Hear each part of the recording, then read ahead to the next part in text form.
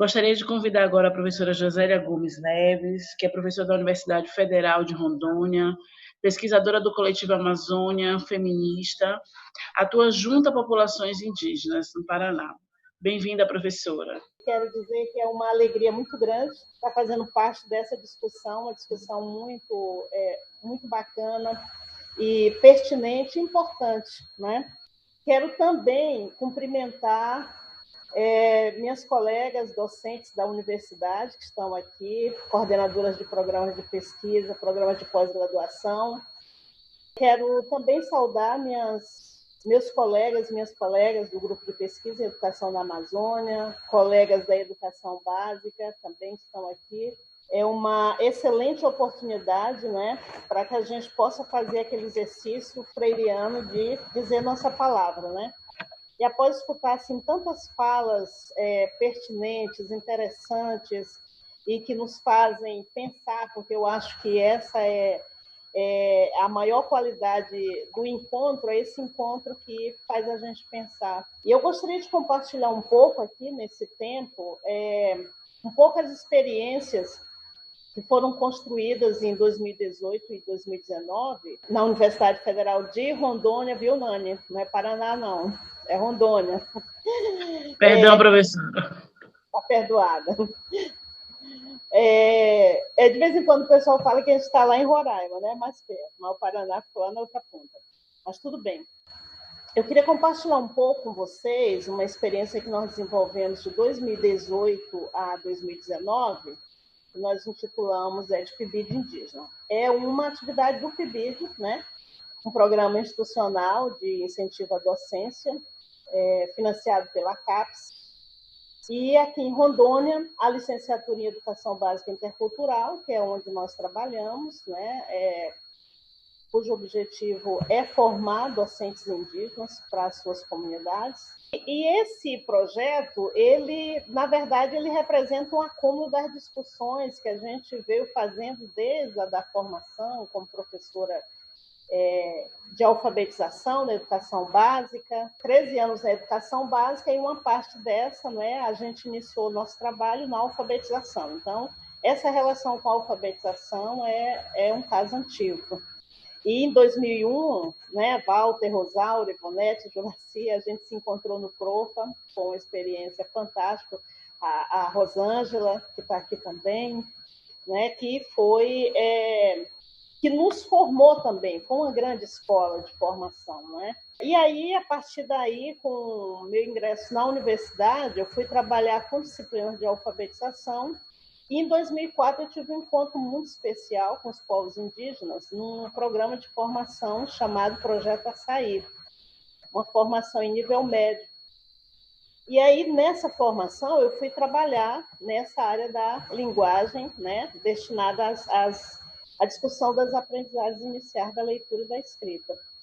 E a partir dessa disciplina, a partir desse componente curricular que foi trabalhado, principalmente na ocasião, na época eu trabalhei com os chamados povos Tupimondé, né, o Suruí, o povo Cinta Larga, o povo Gavião, o povo Zoró.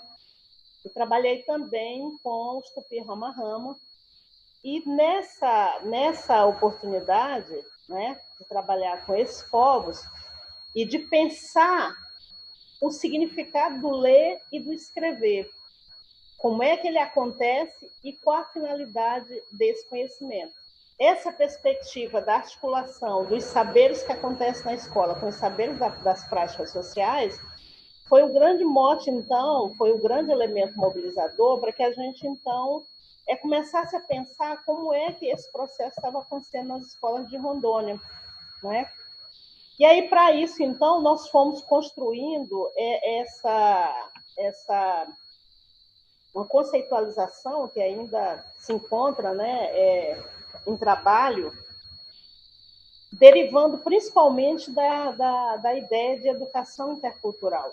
Então, essa educação intercultural, que aparece pela primeira vez nos textos brasileiros, lá na LDB de 1996, vinculada à educação escolar indígena, né? Uma educação que leva em conta os conhecimentos e aqueles valores da tradição que as comunidades assim decidem, e, por um outro lado, os saberes da ocidentalidade, considerada essa fronteira pós-contato.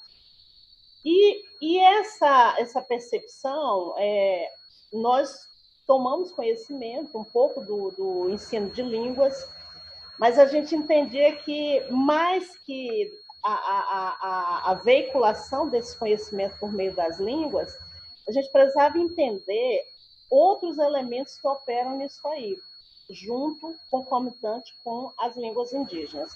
E aí, por isso, então, nós começamos a trabalhar com essa denominação alfabetização intercultural.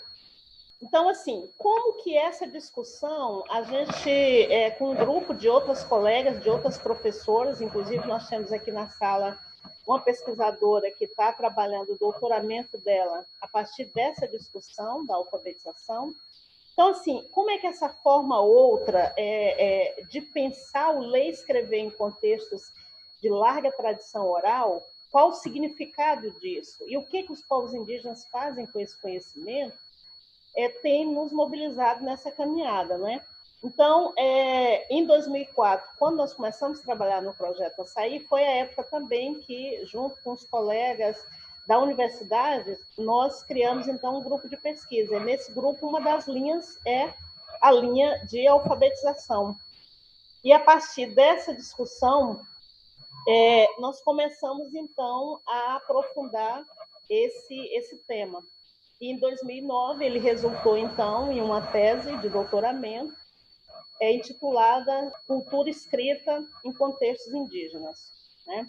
A tese, ela acaba dando um pouco o rumo de como essa discussão vem sendo desenvolvida, e que foi, principalmente, mais recentemente, nós concluímos esse projeto do PIBID indígena em janeiro de 2020, de setembro de 2018 a janeiro de 2020, então, nós fomos estruturando junto com representantes de 7 povos, né, 20 estudantes indígenas, mais 3 supervisores, coordenadores pedagógicos são egressos da licenciatura intercultural, nos ajudaram, então, a construir e montar esse trabalho. Então, uma primeira coisa que a gente viu e que nós trabalhamos também, principalmente de 2005 a 2009 na tese, foi da necessidade da gente fazer uma escavação oral para compreender aquilo que a Constituição Federal de 88 chama de processos próprios. A Constituição de 88, então, ela estabelece uma nova pactuação, né? A relação entre o Estado brasileiro e os povos indígenas foi repactuada no sentido de reconhecer que ali tinham culturas, tinha diferença, e que essas culturas e essas diferenças elas teriam que ser asseguradas no campo do direito.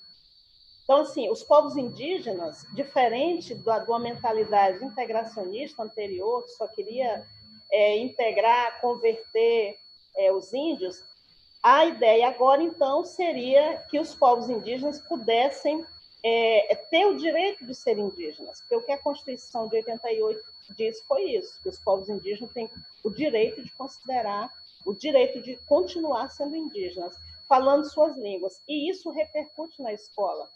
Então, uma preocupação nossa foi de compreender como que aquilo que a Constituição Federal fala de os saberes próprios, as aprendizagens, o jeito de aprender. A nossa preocupação até hoje tem sido de ver até que ponto esses saberes operados lá na tradição, muito, muito antes do que a gente chama de estabelecimento de contato, como é que esses saberes, né, e lembrando Lino de Macedo, como é que eles se presentificam na sala de aula? Como é que esse jeito de ensinar e esse jeito de aprender, até que ponto esse jeito da tradição, ele está presente nesse espaço que é um espaço recente,